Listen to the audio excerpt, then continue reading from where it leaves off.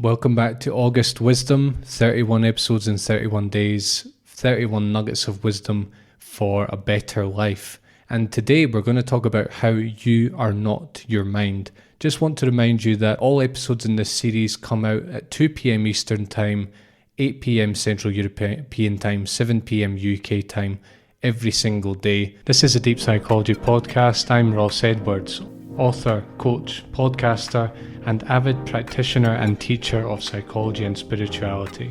In listening to this podcast, you're part of the worldwide deep psychology community of tens of thousands of people undertaking profound personal transformation. You can find me on Spotify and Apple, where I release new episodes every Thursday. If you dig what I do and want to help the show grow, share this with a friend and leave a review.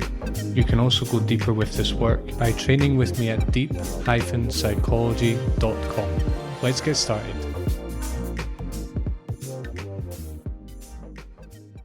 Just want to remind you, you've got 25% off on my coaching for the month of August, as well as an additional 10% for those of you who have never trained with me in any way before. So, what's this insight today about you are not your mind? I know this is such a cliche, in sort of spiritual circles and self-help circles. It's a big cliche at the moment. You are not your mind. You're not your thoughts. Stop listening to them. What I've found though is that it's pretty much useless just to tell someone this, right? If someone's having a bad day or they're having a rough period in their life, and you just come along and tell them you are not your thoughts, I mean, it might trigger something. It might trigger like an insight in them. It might trigger like this big realization or shift in consciousness in them. But unlikely, right? And at best, that will probably be a temporary thing. They'll probably, even if they see that they are not their thoughts for themselves, it probably won't be a permanent thing. And you've not really shown them any tools for how to realize this on a permanent level.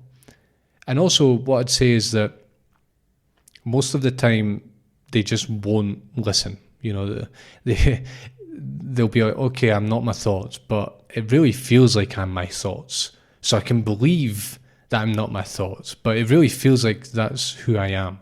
So what you're saying is really not helping at all. The thing I want to share today is that this is a very powerful insight. It's a very profound insight that if you truly realize it on some form of permanent level, it will really change your life in ways that are hard to describe. And I know this because I experienced this insight as a semi-permanent reality. I'm not going to lie and tell you that I never get identified with my thinking, because that would be a lie, right? I do get identified with my thinking, but I have the tools and I have the experience and know-how to be able to disidentify from my thinking quite quickly. And over time, that has developed this sort of background awareness of the fact that I am not my thoughts. So to me, this is not just a slogan, right? I don't need to think this is a slogan that I'm trying to get you to memorize. You can memorize it if you want, if it helps inspire you. But memorizing it is not the same as seeing it for yourself and learning how to see it, right? It's not just a slogan, it's more of a practice. It's something that you have to practice. There are tools that I'm going to talk about that show you this, right?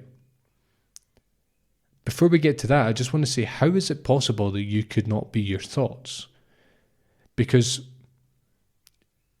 I don't know how much meditation you've done. I don't know how much self-awareness you've done. I don't know if you've looked into these things. But basically, if you look at who you think you are, what it ultimately boils down to is that you think that you are this thinking person or this thinking thing that lives inside your head somewhere.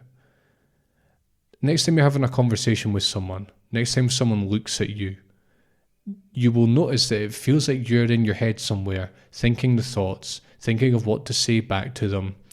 This doesn't just apply to when you're with other people. When you're with other people, it's more obvious, right? You realize that this is actually who you believe you are. And this is it's not just a belief, it's a visceral habit that you have. It's like, this is your reference point for everything you do, is to be this person living inside your head, right? This solid, rigid thing that you can point to that is called you, right? Now, what we learn through meditation, and this is where this insight actually comes from, is from meditation. And this is how I would encourage you to develop this insight. With meditation, you basically learn to witness everything that is happening in your... there's lots of different types of meditation, but I'm just talking quite generally here. You learn to witness everything that is happening in your body, mind, and senses with a level of clarity and attention that is rare, to be honest, and it takes training to do this. Now, what happens when you do this to a sufficient level is that you will start to realize that all this material, including your mind, your thoughts, your mental world, is all very insubstantial. It's changing all the time. It's coming and going. You learn to sort of distance yourself from it. You can see it rather than to be identified with it. And you gain a distance from it, and you can see it exactly as it is. And what you discover is that no matter how strong your thoughts are, no matter how much they refer to your past and to your future and to your problems, to your sense of identity, to the people around you, to your entire life, to everything you know, all of that is a kind of story. It's kind of like the theme tune to your life is basically your mind. It's like your constant companion. It's like a song that is always playing. Sometimes it's a horrible song, sometimes it's a pleasant song. But it's a song, it's not you. It pretends to be you, and it feels like it's you, and it feels like something you really should identify with. But through meditation, you discover that thoughts are just thoughts, and they are not who you are. And you might ask, well, Ross, if I'm not my thoughts, who am I? That's a conversation for another day, but what I'll say is that you are not your thoughts, you are not your mind, and you can discover this. And that is, again, remembering from yesterday, having a bias towards action, the second episode in the August Wisdom series. Having a bias towards action means, okay, there's this insight I can have into my mind, and I'm not just going to memorize this and equate that to the real thing. I'm going to have a bias towards action. I'm going to ask, what action can I take to realize this? And let me do that over and over again until I've faked it till I've made it. I've learned to walk by taking action. I've learned to see this insight for myself by doing what is necessary for that to happen. And what is necessary is meditation. I've got plenty of episodes about meditation. I've got a free online course. I've got my online group in September. You can do one-to-one coaching with me.